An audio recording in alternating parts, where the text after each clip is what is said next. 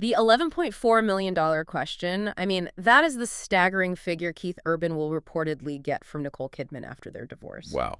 $11.4 million. Yeah, and it's all because of this really extraordinary sobriety clause in their prenup. It's a jaw-dropping number. It really is. It reveals so much about the strategy involved. Exactly. The strategy and maybe the emotional cost, too, of dissolving a marriage like this, especially a high net worth one. We're here to unpack exactly why the person who actually filed reportedly feels deeply betrayed by the contract that sort of guaranteed the end anyway. Welcome to Starscope Report. Join us while we break down the latest Hollywood drama, music industry shakeups, and celebrity scandal. Today it's less about the heartbreak, you could say, and more about the legal machinery behind it all. Our mission, we're cutting through the tabloid noise, diving right into the official court documents. The real stuff. Yeah, the real stuff. We're mapping out the precise financial architecture that dictated how this, combined $500 million empire got wound down. This really is a masterclass, in modern high-net-worth legal strategy. We're going to look at exactly how they managed to legally eliminate alimony. Which is huge. Huge. And this unconventional lump sum method for child support, settling it forever. Wild. And then there's the whole web of trusts and LLCs they used to shield, $46 million plus in global real estate? It's incredible. Let's start with the timeline, though, because, in cases like this, the public filing date, it's almost never the real beginning. Right. So the world found out when Kidman filed in Nashville, Davidson County Circuit Court. That was Tuesday, September 30th, 2025. Standard stuff. Cited irreconcilable differences. Pretty standard language. Yeah, but that public filing, it was just the last step. Kind of a formality, really. It was just ratifying a separation agreement that was, already done. Signed, sealed, delivered. Already work out. Completely. The documents show the marital dissolution agreement, the permanent parenting plan, all fully executed weeks before. Urban signed his part August 29th. Okay. And Kidman, September 6th. So this wasn't some, sudden blow-up that ended up in court. Not at all. This was clean, meticulously managed. The lawyers basically finished the puzzle.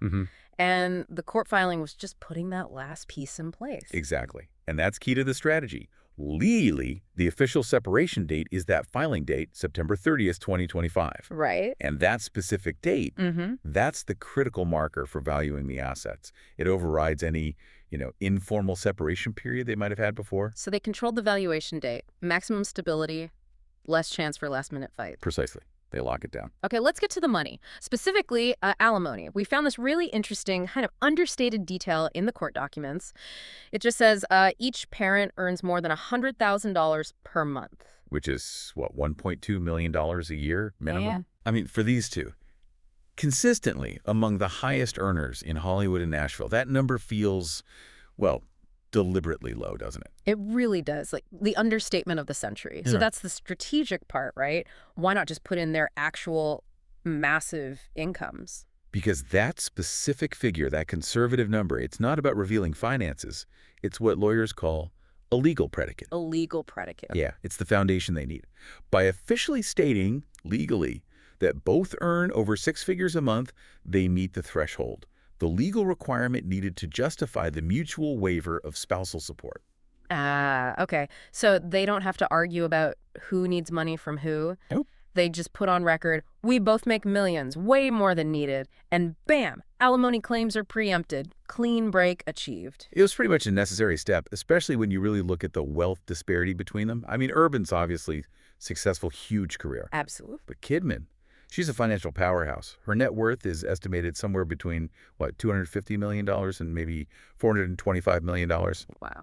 She was the world's highest paid actress in 2024, reportedly pulled in $31 million just that year. And her income isn't just one thing. It's so diverse. She gets $1 million plus per episode for those big prestige TV shows. The Undoing, Big Little Lies. Right. And her film salaries are legendary. Wasn't it $15 million plus for Cold Mountain? Something like that, yeah. And she produces now, too. That's another layer. Definitely. Urban's empire is also huge, don't get me wrong. Estimated around $75 million. Mostly driven by touring. He grosses $700,000 per show on average. That's serious money. And TV helps, too. Millions per season for judging American Idol.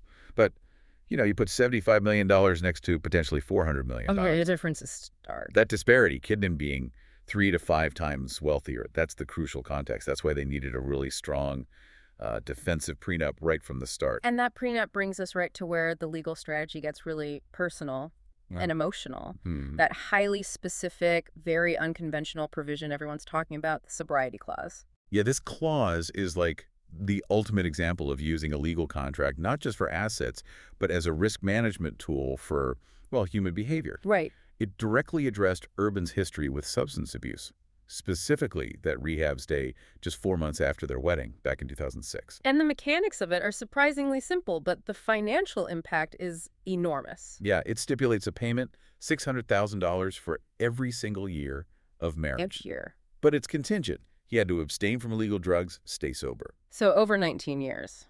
That adds up. Between $11 million and $11.4 million, yeah. And for Kidman, the much wealthier one, this payment probably wasn't seen as, like, generosity. Yeah. More like a calculated insurance premium. Think about it. A relapse could have been catastrophic for her financially, reputationally. Wow, right, I see. So the clause created this enforceable financial incentive for stability. It protected her larger estate from potential chaos, basically. It sounds incredibly cold, though. If she supported his recovery personally, emotionally, why structure it so she has to pay him this massive amount right when the marriage fails? Couldn't they have handled that differently?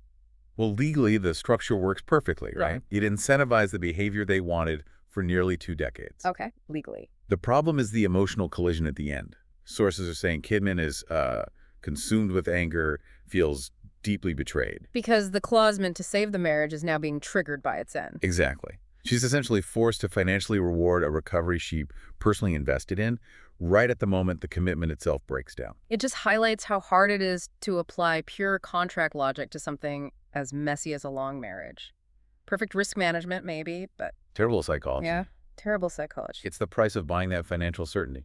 Speaking of financial certainty, let's talk about dividing that huge portfolio. The documents have this statement that sounds honestly startling for a nearly 20-year marriage. Well, They claim there are no assets owned by them, either jointly or individually. yes. That's the classic sign of the ultra-affluent who planned way ahead. Okay. That statement is immediately followed up, clarified. All the property is held through trusts, limited liability companies, and/or other entities. Wait, so they literally own nothing in their own names. How does holding assets in an LLC keep it out of divorce court? Can you break that down? Yeah, sure. It's the ultimate shield. If the properties were in their names jointly, they'd be part of the marital pot. Meaning a judge could divide it up? Right. The judge has the power based on state law. But if an LLC or a trust owns the asset, then the entity owns it, not the individuals directly. So they might own shares of the LLC. Exactly. But how the actual property gets divided, that's predetermined by the rules written into the trust or LLC documents themselves, long before any divorce. Wow. So they completely eliminated the idea of a shared marital pot for a judge to fight over. Pretty much. The division of that $46 million plus portfolio happened through private, sort of corporate documents, kept it private, contract-based, totally outside the adversarial family court system. It simplifies everything dramatically. The divorce papers just need to state that the assets held in those entities will be distributed according to the rules already set up. And think about that portfolio, the Nashville mansion, that historic 110-acre Bunya Hill farm in Australia. Oh yeah, and the $10 million Chelsea duplex in New York, the one with the sky garage car elevator. That thing is famous. And Yeah. this strategy even covers their creative work, right? Intellectual property. Absolutely. The agreement makes sure each artist keeps all their own copyrights, royalties, everything from their artistic work. Permanently shields those income streams. Guarantees financial autonomy forever. No claims on future earnings. Total separation there. Yeah. Now, finally, let's touch on custody for their 2 minor daughters. Kidman's the primary residential parent. 306 days for her versus 59 for Urban. Right. But the financial side of this might be the most strategically brilliant part of the whole dissolution. Yeah, the child support model. I read that there's no ongoing monthly payments. That seems really unusual. Highly unusual for most people, yeah. It's the prepaid child support model. The documents clearly state the father has prepaid all child support obligations owed to mother. It's done via a lump sum. A single lump sum. Yep. And that specific amount, which isn't public, is calculated to cover basically every major expected cost. Mannies, private school tuition, extracurriculars, medical. everything until each child finishes high school. That is literally purchasing absolute certainty. It is absolute financial finality. You see, this type of lump sum deal is incredibly appealing for high net worth people because the number one reason people end up back in court after a divorce year after year Is changing support payments. Exactly. Someone's income goes up, someone loses a job, they petition the court to change the monthly amount. It can go on for years. Endless litigation. Right. By settling everything up front with a lump sum, they legally close the book on that issue. It severs that ongoing financial tie and completely eliminates the chance of future court battles over support amounts. That sounds like the absolute dream for wealthy people going through this. Total finality, total privacy. Is this something, though, that an average person could ever really do? Generally, no. Not in lower net worth cases. Mm-hmm. Courts usually prefer ongoing monthly payments because it provides, steady support over time and a huge lump sum. It often requires really detailed accounting that courts might question or scrutinize heavily. Okay. But when you have the kind of capital where you can just prepay 15 years worth of expenses up front, the legal system essentially allows you to buy that certainty. It's definitely a tool mostly reserved for those who can afford total, complete closure. So when you pull all these pieces together, the asset shielding with LLCs and trusts, that risk management sobriety clause, the prepaid child support, you realize this isn't just some famous couple getting divorced. No, it's really not. It's like a template, a blueprint for how to manage dissolving colossal wealth. It really is a masterclass in modern strategic high net worth divorce. It's built on, I'd say, 3 clear pillars. Okay. 1, proactive structuring, using those trusts and LLCs way ahead of time to decide asset division outside of court. Got it. 2, risk management, using that incentive-based sobriety clause almost like an insurance policy. Right, the $11 million insurance policy. Pretty much. And 3, financial finality. That comes from the mutual alimony waiver and that unique prepaid child support model. Okay, let's really unpack this for a second. What this divorce shows is that immense wealth doesn't just buy you mansions and private jets. It buys you the ability to purchase certainty and absolute privacy, turning what should be, an emotionally gut-wrenching breakdown into something that looks more like a clean corporate dissolution. The documents themselves state that every single component works together.